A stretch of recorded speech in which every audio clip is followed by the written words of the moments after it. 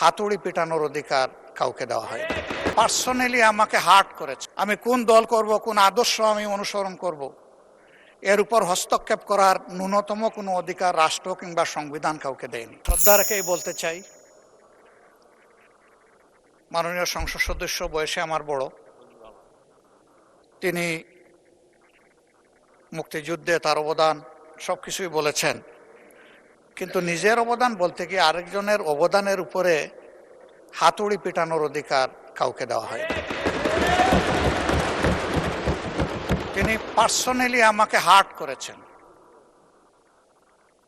তিনি বলেছেন যে আমি বলে থাকি আমি শহীদ মুক্তিযোদ্ধা পরিবারের সদস্য, তাহলে ইনি এটাকে চ্যালেঞ্জ করছেন। 2 নম্বর, উনি বলেছেন কোনো মুক্তিযোদ্ধা কিংবা শহীদ মুক্তিযোদ্ধা পরিবারের কেউ জামাত ইসলামী করতে পারে না। তাহলে উনাকে জিজ্ঞেস করে করা লাগবে?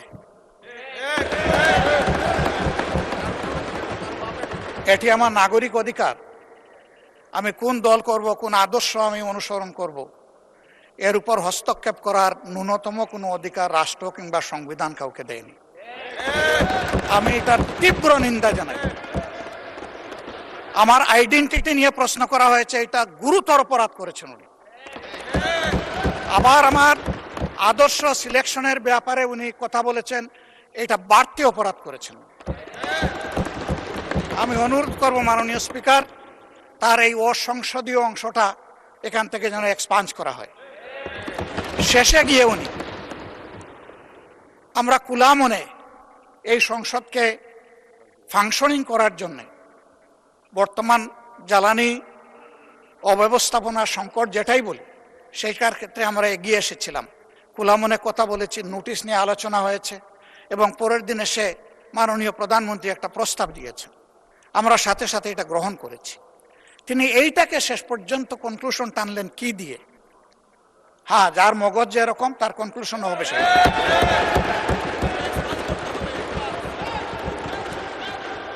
তার মতো একজন প্রবীণ ব্যক্তির কাছ থেকে, রাজনীতিবিদদের কাছ থেকে আমি এই ধরনের আচরণ আশা করিনি। আমরা এখানে প্রথম দিনই বলেছি ভালো কিছু শিখতে এসেছি। কাউকে হিট করা, গালি দেওয়া, এর মাধ্যমে বড় কিছু অর্জন করা যাবে না। কিছু গোলাবাজি হতে পারে বড় জোর, কিন্তু তার চাইতে বেশি কিছু হবে না। আর সাধারণত যুক্তি যখন ফুরিয়ে যায়, মাথা তখন গরম হয়ে যায়।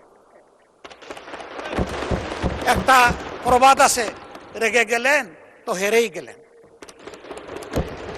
আমরা সবাই মিলে হারতে চাই না, আমরা সবাই মিলে জিততে চাই। এই জন্য সবাই যেন মাথাটা একটু ঠান্ডা রেখে যুক্তির সাথে সত্য নির্ভর কথাগুলা বলি, তাতে অবশ্যই দেশবাসী উজ্জীবিত হবে, এই সংসদের প্রতি মানুষের আস্থা তৈরি হবে এবং দেশটাকে নিয়ে সবাই মিলে আমরা সামনে এগিয়ে যেতে পারবো। ধন্যবাদ মাননীয় স্পিকার। ধন্যবাদ মাননীয়